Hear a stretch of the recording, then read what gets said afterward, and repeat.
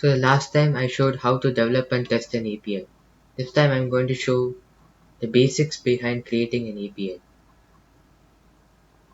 I'm going to demonstrate a very simple API made using Flask,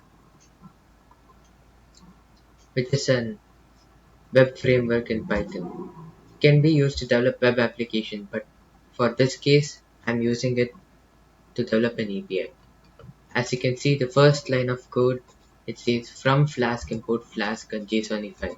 Basically, Flask is a Python module and it contains multiple sub-modules inside it. And when you're calling this command, then it's importing the sub-modules Flask and JSONify from the main module, which is Flask. And you're saying that app equals Flask underscore underscore name.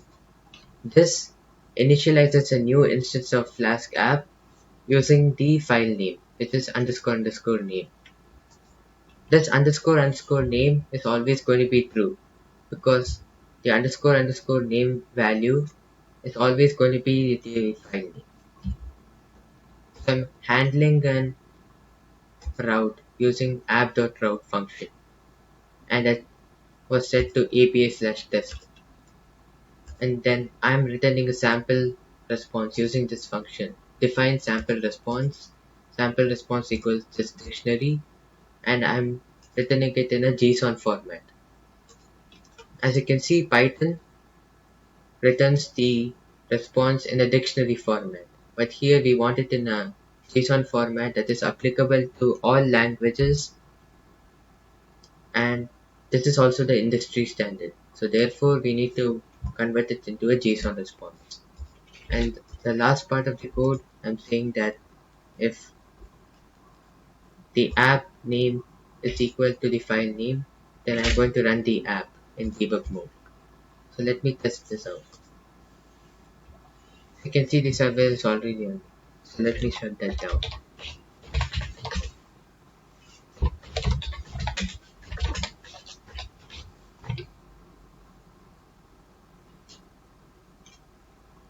As before, now I have to reroute the request.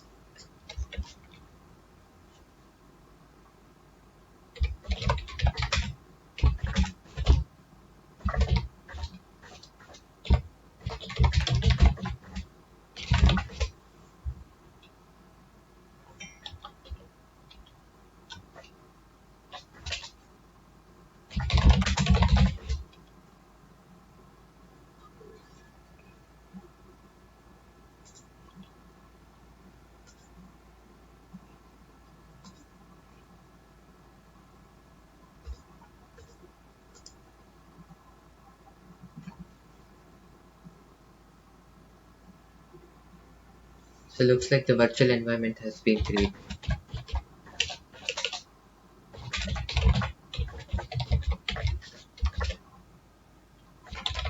I'm going to activate it, then install my request.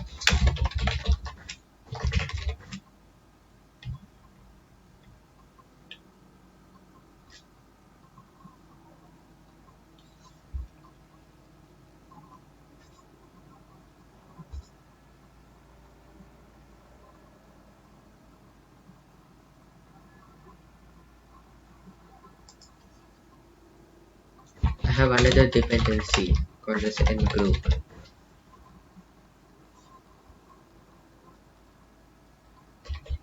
It's actually Py.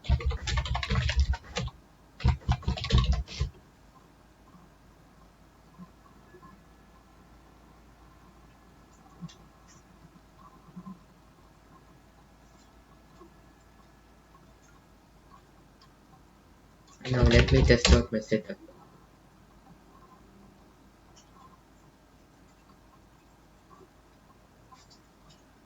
As you can see, it returns these commands, and that shows that this is up and running.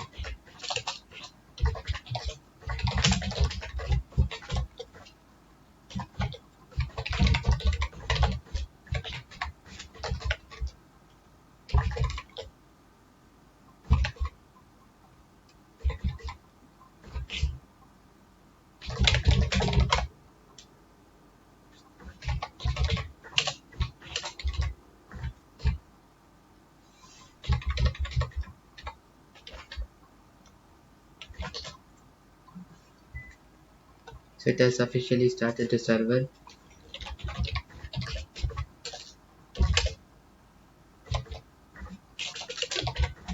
So I'm going to remove these log files created by this program.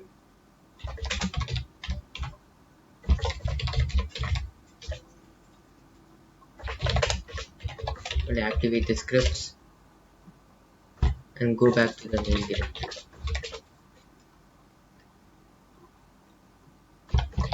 Now I can activate and broke module by rerouting the request.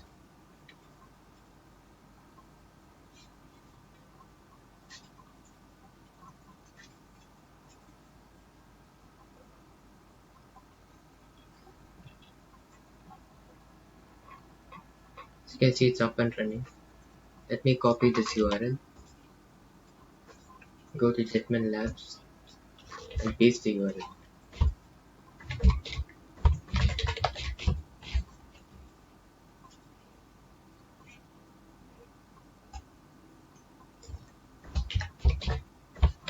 So I'm going to test the response.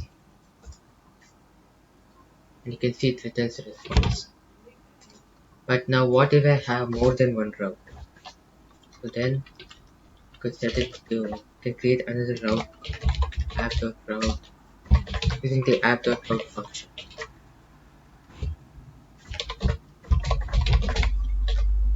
Say you want to delete the response.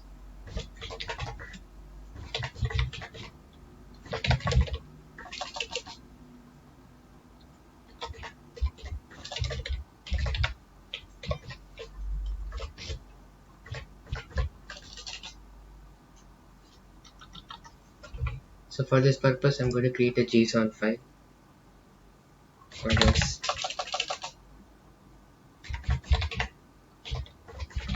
Store data.json.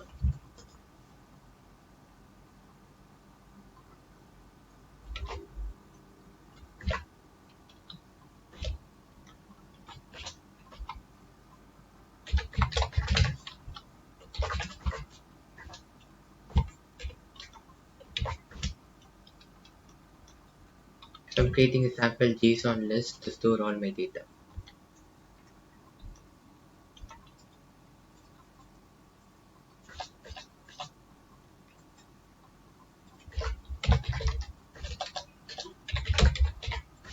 I can label the sample response. And I can just copy paste this dictionary right over here into the JSON file.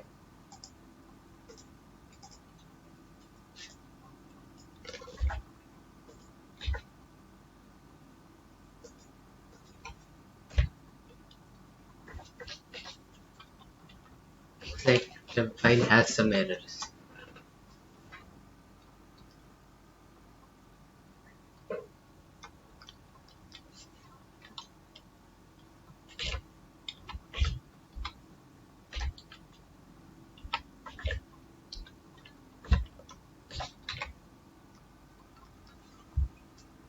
So hopefully this should work.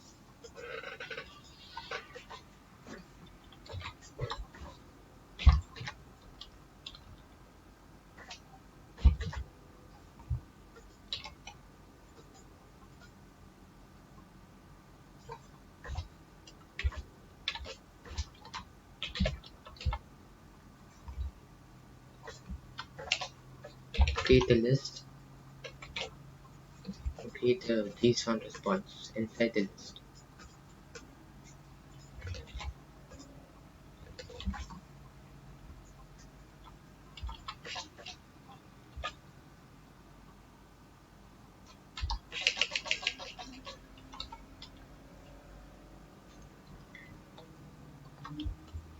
And we can name it sample response.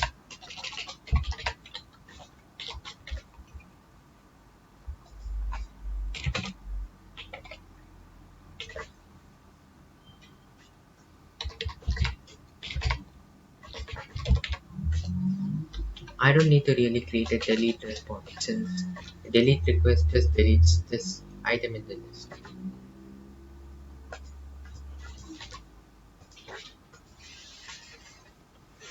So I'm going to import the JSON module.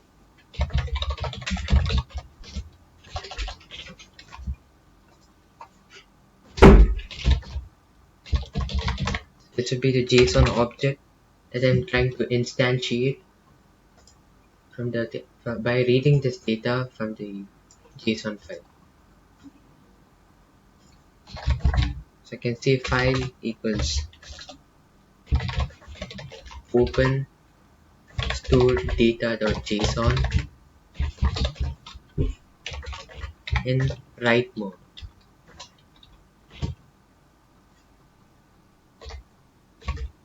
As you can see, the file will have a read function.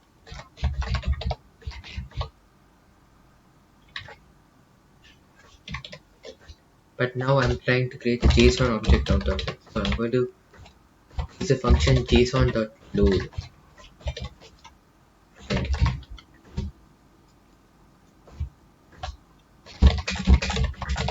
Where I'm saying that for entry in JSON object,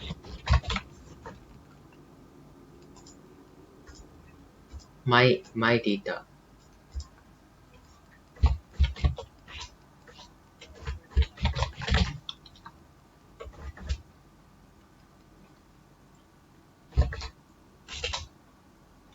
I'm going to delete the entry.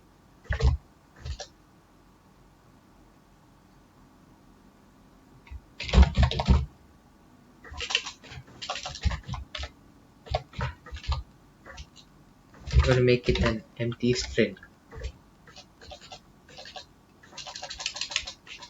Probably I can delete it.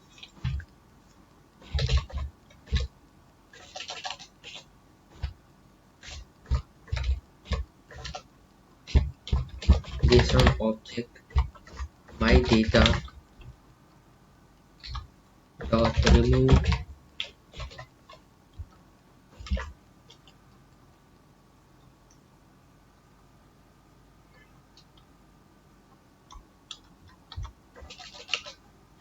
let me create another layer of iteration.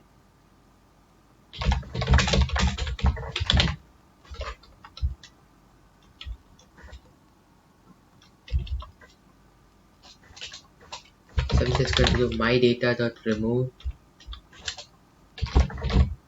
entry, and I'm going to return a response. See, successfully deleted file. So I'm just going to Google the default response code for delete.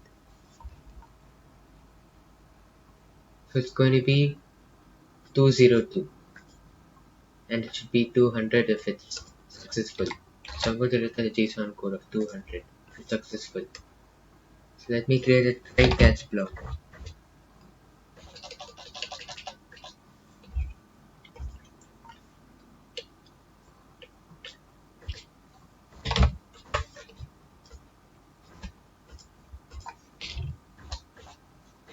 Then I'm going to return a response.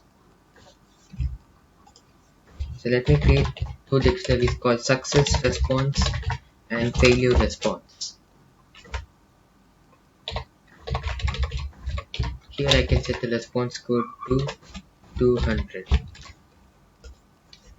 For failure, I can set the response code 204.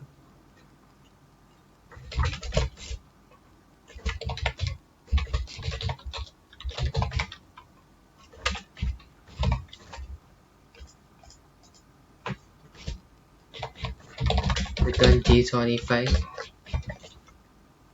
my success response.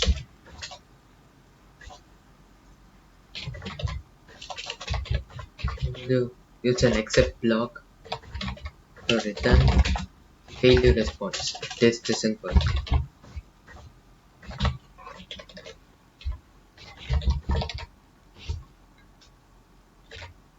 As you can see, this API is complete.